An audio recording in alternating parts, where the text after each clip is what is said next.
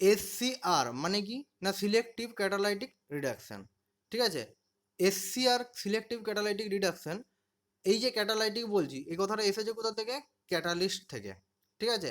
Catalyst সেখানে কি থাকবে না লেড টাইটেনিয়াম অক্সাইড থাকবে, PbTiO3, বাংলায় যেটাকে অনুঘটক বলছে, ঠিক আছে। এ কি করবে না রিয়াকশনের স্পিডকে বাড়াবে, ঠিক আছে। এসিআর সিস্টেমে আরেকটা জিনিস থাকে কি না ডোজিং ইনজেক্টর, কি থাকে ডোজিং ইনজেক্টর। ডোজিং ইনজেক্টরের কাজ কি না ইউরিয়া সলিউশনকে ইনজেক্ট করা। ইউরিয়া সলিউশন পাবে কোথায় না ইউরিয়া সলিউশন ট্যাঙ্ক থেকে। সেখানে কি থাকবে না ডিআয়োনাইজড ওয়াটার থাকবে, ডিআয়োনাইজড ওয়াটার আর ইউরিয়া। কত পার্সেন্ট ডিআয়োনাইজড ওয়াটার থাকবে না 67.5%, আর ইউরিয়া থাকবে কত পার্সেন্ট না 32.5%। ডিআয়োনাইজড ওয়াটার কত থাকবে 67.5%, আর ইউরিয়া কত থাকবে 32.5%। ইউরিয়ার সংকেত কি না 2NH2 কার্বামাইড বলা হচ্ছে, ঠিক আছে। তো সিস্টেমটা কীরকমভাবে কাজ করে না এই হলো এক্সহস্ট ম্যানিফোল্ড, এক্সহস্ট ম্যানিফোল্ড থেকে তোমার চলে যাবে কোথায় ডিপিএফে। ডিপিএফ মানে ডিজেল পার্টিকুলেট ফিল্টার, ঠিক আছে। সেখানে কী হবে না এক্সহস্টের যে স্মোকটা আছে সেটাকে ও পার্টিকুলেটগুলোকে আটকিয়ে দেবে। তারপরে যে এক্সহস্ট গ্যাসটা রইলো সেই এক্সহস্ট গ্যাসটা এখানে পাঠাবে। এক্সহস্ট গ্যাসের টেম্পারেচার যদি 1700 ডিগ্রি সেলসিয়াস বা 1500 ডিগ্রি সেলসিয়াসের কাছাকাছি যায় তখনই কী হবে NOx ফর্মেশন হবে। আমার এসসিআর সিস্টেমের মেন কাজ কি না ওই NOxগুলোকে টার্গেট করে সেটাকে নাইট্রোজেন গ্যাস এবং ওয়াটার ভেপারে পরিণত করে দেওয়া, ঠিক আছে। তো ও কি করবে না এটা ধরো হচ্ছে তোমার এটা তোমার হচ্ছে ডিজেল ডোজিং ইনজেক্টর, ঠিক আছে। এই ডোজিং ইনজেক্টরের কাজ কি না ইউরিয়া সলিউশনকে ইনজেক্ট করা। ইউরিয়া সলিউশন পাবে কোথায় না ইউরিয়া ট্যাঙ্ক থেকে। ইউরিয়া ট্যাঙ্কে ইউরিয়া সলিউশন লাগানো আছে, আসবে কোথা থেকে না এই পাম্প হয়ে আসবে, ঠিক আছে। এরপর টোটালটা লাগানো আছে কার সাথে এসসিআর এর সাথে। এসসিআর লাগানো আছে, এসসিআর এ কি আছে না ক্যাটালিস্ট লাগানো আছে যে রিয়াকশন ঘটাতে সাহায্য করবে। সেখান থেকে পুরোপুরি রিয়াকশন হয়ে যাওয়ার পর নাইট্রোজেন গ্যাস আর ওয়াটার ভেপার এদিক দিয়ে বেরিয়ে চলে আসবে। তো ইঞ্জিন ম্যানেজমেন্ট ইউনিটের সাথে কি লাগানো আছে না টিপিএস সেন্সর মানে থ্রটল পজিশন সেন্সর আর ক্র্যাঙ্কসেট পজিশন সেন্সর, ঠিক আছে। ইঞ্জিন যখন বেশি আরপিএমে ঘুরবে, যখন থ্রটল ভালভের পজিশন বাড়বে, ঠিক আছে অ্যাক্সিলারেট করবে, ঠিক সেই সময় ইঞ্জিনের আরপিএম বাড়ে এবং সেরকম অনুযায়ী এবং অক্সিজেন কত বেরোচ্ছে এখানে একটা অক্সিজেন সেন্সর লাগানো আছে, এক্সহস্ট গ্যাসের টেম্পারেচার সেন্সর লাগানো আছে ইঞ্জিন ম্যানেজমেন্ট ইউনিটের সাথে, ঠিক আছে। এই সমস্ত ডাটা অনুসারে ও কি করবে না সিগন্যাল দেবে কাকে কাকে ইনজেক্টরকে আর এদিকে তোমার পাম্পকে, ঠিক আছে। সেই রকম অনুসারে এই টোটাল সিস্টেমটা কাজ করতে থাকবে, ঠিক আছে।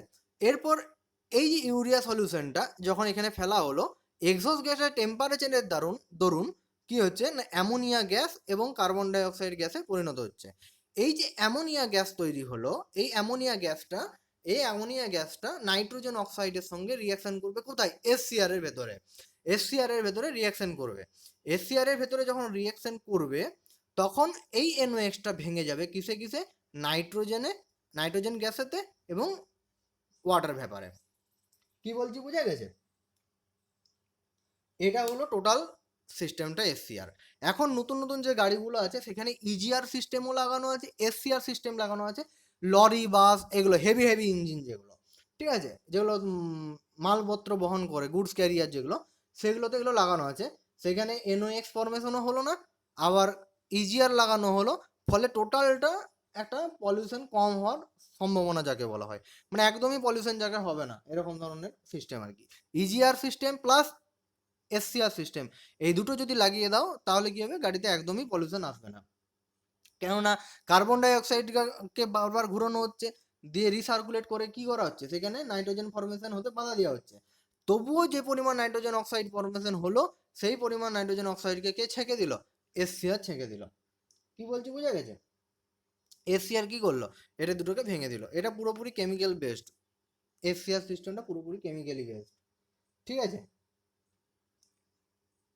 আচ্ছা, ডিইএফ ইনজেক্টরকে কি নাম বলেছিলাম? ডিইএফ ইনজেক্টরের নাম হচ্ছে ডোজিং ইনজেক্টর, এটাকে ডিইএফ ইনজেক্টরও বলা হয়, ডিইএফ ইনজেক্টর, ঠিক আছে।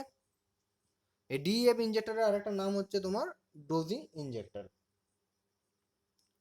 ঠিক আছে। এইভাবে পুরো সিস্টেমটা কাজ করে। আচ্ছা, এসসিআর সিস্টেমের পুরো নাম কি? না সিলেক্টিভ ক্যাটালাইটিক রিডাকশন। ঠিক আছে, এখানে কি থাকবে? ক্যাটালাইটিক বলেছে মানে কি থাকবে? ক্যাটালিস্ট থাকবে। ক্যাটালিস্ট মানে কি? না এসসিআর ক্যাটালিস্ট। কি থাকবে সেখানে? না লেড টাইটানিয়াম অক্সাইড, PbTiO3। ঠিক আছে, এসসিআর সিস্টেমে আরেকটা কি থাকে? না ডোজিং ইনজেক্টর থাকে। ডোজিং ইনজেক্টরে কি থাকবে? না ইউরিয়া সলিউশন থাকবে। ইউরিয়া সলিউশনের আরেকটা নাম হচ্ছে ডিজেল এক্সস্ট ফ্লুইড। ঠিক আছে, ডিজেল এক্সস্ট ফ্লুইড, এই ডিজেল এক্সস্ট ফ্লুইডটা কি? না এক ধরনের ইউরিয়া সলিউশন। ইউরিয়া সলিউশন কোথা থেকে? ইউরিয়া সলিউশন মানে কি? ইউরিয়া সলিউশন মানে হচ্ছে ডিআয়োনাইজড ওয়াটার 67.5%। ঠিক আছে, এটা থাকবে, তার সাথে সাথে 32.5%-এর মতো ইউরিয়া, এই দুটোকে একটা কম্পোজিশন করা হয়েছে, মিক্সিং করে সলিউশন বানানো হয়েছে, সেটাকে ইউরিয়া সলিউশন ট্যাঙ্কে রাখা হয়েছে। ইউরিয়া সলিউশন ট্যাঙ্ক থেকে পাম্প হয়ে চলে আসবে কোথায়? ডোজিং ইনজেক্টরে। ডোজিং ইনজেক্টরে যখন চলে আসবে, সে ওই ডোজিং ইনজেক্টর কি করবে? না ইউরিয়া সলিউশনকে ইনজেক্ট করে দেবে। ঠিক আছে, এই এসসিআর সিস্টেমের পুরো কাজটা কি? না কাজ হচ্ছে NOx কে টার্গেট করা। NOx কে টার্গেট করে কি করবে? N2 গ্যাস মানে নাইট্রোজেন গ্যাস এবং ওয়াটার ব্যাপারে কনভার্ট করে দেওয়া। কিভাবে পুরো সিস্টেমটা কাজ করছে একবার দেখে নি চলো। এটা হচ্ছে DEF। ডিইএফটা কি? না ডিএফ মানে হচ্ছে diesel exhaust fluid tank. Diesel exhaust fluid tank, এখানে কি থাকবে? না ইউরিয়া সলিউশন লাগানো থাকবে। ঠিক আছে, অনেকে ইউরিয়া ট্যাঙ্ক বলে বা ইউরিয়া সলিউশন ট্যাঙ্ক বলে। এখান থেকে পাম্প হয়ে চলে আসবে কোথায়? না ডিজেল, বলো DF injector, diesel exhaust fluid injector বা ওই ডোজিং ইনজেক্টর যেটাকে বলা হয়। ঠিক আছে, একটা নির্দিষ্ট পরিমাপ অনুসারে ও ডিএফ কে ইনজেক্ট করতে থাকবে। ঠিক আছে, আচ্ছা, এক্সস্ট থেকে ম্যানিফোল্ড থেকে তোমার চলে আসবে ফার্স্টে কোথায়? ডিপিএফ এ। ডিপিএফ এর কাজ কি? না ডিজেল পার্টিকুলেট ফিল্টার, এটা আমরা আগে সকালবেলায় পড়েছি। সেখানে কি ছিল? না এক্সস্ট গ্যাস থেকে যে স্মোক গুলো আসছে, তার যে বড় বড় পার্টিকেল, কার্বনের পার্টিকেল গুলো, সেগুলো সব এখানে কিন্তু ফিল্টার হয়ে গেল, ফিল্টার হয়ে জমা থাকবে। এরপর যে গ্যাসটা আছে, সেই গ্যাসটা এটার মধ্যে পাস করবে, এক্সস্ট গ্যাস। সেই এক্সস্ট গ্যাসে কি থাকবে? না তোমার নাইট্রোজেন অক্সাইডের গ্যাস থাকবে। ঠিক আছে, নাইট্রোজেন অক্সাইড থাকবে। সেই নাইট্রোজেন অক্সাইডকে আমার কাজ কি? না ভেঙে দেওয়া। কিভাবে ভাঙছে দেখো। ফার্স্ট রিঅ্যাকশনে কি হচ্ছে? যখন তুমি এখানে ইউরিয়া সলিউশন ঢেলে দিচ্ছ, ইনজেক্ট করে দিচ্ছ, তখন এটা এই হিটের কারণে, এক্সস্ট গ্যাসের যে হিট আছে তার কারণে এটা দুটো ভাগে ভেঙে যাচ্ছে। অ্যামোনিয়া তৈরি হচ্ছে এবং কার্বন ডাইঅক্সাইড গ্যাস তৈরি হচ্ছে। NH3 আর CO2 গ্যাসে কনভার্ট হয়ে যাচ্ছে, অ্যামোনিয়া গ্যাস আর কার্বন ডাইঅক্সাইড। এবার ইঞ্জিনের যেহেতু টেম্পারেচার বেশি, তখন কি হচ্ছে? না এই এক্সস্ট গ্যাসটা ভেঙে গেল, দিয়ে কি হলো? না অ্যামোনিয়া গ্যাস আর কার্বন ডাইঅক্সাইড গ্যাসে ভেঙে গেল। এরপর এই অ্যামোনিয়া গ্যাসটা এর ভেতরে প্রবেশ করলো। এবার ইঞ্জিনের ভেতরে কি আছে? এই এক্সস্ট গ্যাসে কি আছে? না নাইট্রোজেনের অক্সাইড আছে। এই অ্যামোনিয়াটা এই নাইট্রোজেন অক্সাইডের সঙ্গে কি করবে? না রিঅ্যাকশন করবে। রিঅ্যাকশন করে কি করবে? না তোমার নাইট্রোজেন গ্যাস এবং ওয়াটার ভেপারে কনভার্ট করবে এসসিআর এর উপস্থিতিতে। এসসিআর কি করে? না এসসিআর হচ্ছে একটা ক্যাটালিস্ট যে রিঅ্যাকশনের স্পিডকে বাড়িয়ে দেয়। এই নাইট্রোজেন গ্যাস এবং H2O তৈরি করতে ইজিলি তৈরি হয়ে যায়। কে আছে এখানে ক্যাটালিস্ট হিসাবে? না লেড টাইটানিয়াম অক্সাইড আছে, এ হচ্ছে ক্যাটালিস্ট হিসাবে এখানে কাজ করে। এই এসসিআর কি করে? না এই NH3 কে, এই NOx কে ভেঙে দিচ্ছে। এই অ্যামোনিয়া গ্যাস NOx কে ভেঙে দিচ্ছে এসসিআর এর উপস্থিতিতে, মানে এসসিআর যেহেতু রয়েছে। দুটো ভাগে ভেঙে গেল কি? নাইট্রোজেন গ্যাস এবং H2O তে কনভার্ট হয়ে গেল। ঠিক আছে, তাহলে কি হলো? NOx ফরমেশনটা বাতাসে, NOx যে ফরমেশন হয়েছিল সেটা বাতাসে এলো না, ফলে এটা পরিবেশের পক্ষে কোনো ক্ষতি করলো না। ঠিক আছে, এখন এই ইজিআর সিস্টেমে কি হচ্ছিল? না কিছু পরিমাণে NOx কিন্তু তোমার বাইরে বেরিয়ে আসছিল। এসসিআর সিস্টেমটা লাগিয়ে দেওয়ার ফলে কোনোভাবেই আর কোনো কিছু বাইরে আসছে না। ঠিক আছে, সেই জন্য বড় বড় লরি ট্রাকগুলোতে, বাসগুলোতে কি হচ্ছে? না এগুলো লাগানো হচ্ছে, হেভি ট্রাকগুলো যেগুলো মালবাহী ট্রাক, সেগুলোতে এটা লাগানো হচ্ছে, ফলে বায়ু দূষণটা অত্যন্ত কম হচ্ছে। ঠিক আছে, এয়ার পলিউশনটা অনেক কম হচ্ছে। ইজিআর সিস্টেমে দেখো, ইজিআর সিস্টেমে কি ছিল? না এক্সস্ট গ্যাসকে বারবার রিসার্কুলেশন করতে হচ্ছিল, কিন্তু এখানে তোমার ডিএফ আলাদা করে লাগানো হচ্ছে। ঠিক আছে, সেই জন্য আমাকে একটা বাড়তি কস্ট লাগছে। কি লাগছে? না ডিএফ একটা আলাদা সলিউশন লাগছে, তার জন্য একটা ইনজেক্টর লাগছে, আবার একটা পাম্প লাগছে। ঠিক আছে, এসসিআর ক্যাটালিস্ট লাগছে, সব মিলে একটু খরচা বাড়ালো, কিন্তু এয়ার পলিউশনটা একেবারে কমানো গেল। আচ্ছা, ইজিআর সিস্টেমে যে ইজিআর ভালভটা ছিল, সেটা কিন্তু কি হচ্ছে? না বারবার মেনটেনেন্স করতে হয়, ফলে বারবার সার্ভিসিং করাতে যেতে হয়। এসসিআর সিস্টেমের কিন্তু এগুলো লং টার্ম সার্ভিস দেয়। এর ফলে কি হয় না, এসসিআর সিস্টেমের জন্য কোনো মেনটেন্যান্স কস্ট খুব কম। ইজিআর সিস্টেমের কিন্তু মেনটেন্যান্স কস্টটা বেশি। SCR system long term servicing দেয়, ইজিআর সিস্টেম কিন্তু কম সার্ভিসিং দেয়। ইজিআর সিস্টেমে কি হচ্ছে না, মেনটেন্যান্স কস্ট বাড়ছে, এসসিআর সিস্টেমে কিন্তু মেনটেন্যান্স কস্ট কমেছে অনেকটা। ঠিক আছে, ইজিআর সিস্টেমে কি হয় না, বারবার কি হচ্ছে, এক্সস্ট গ্যাসকে রিসার্কুলেট করা হচ্ছে।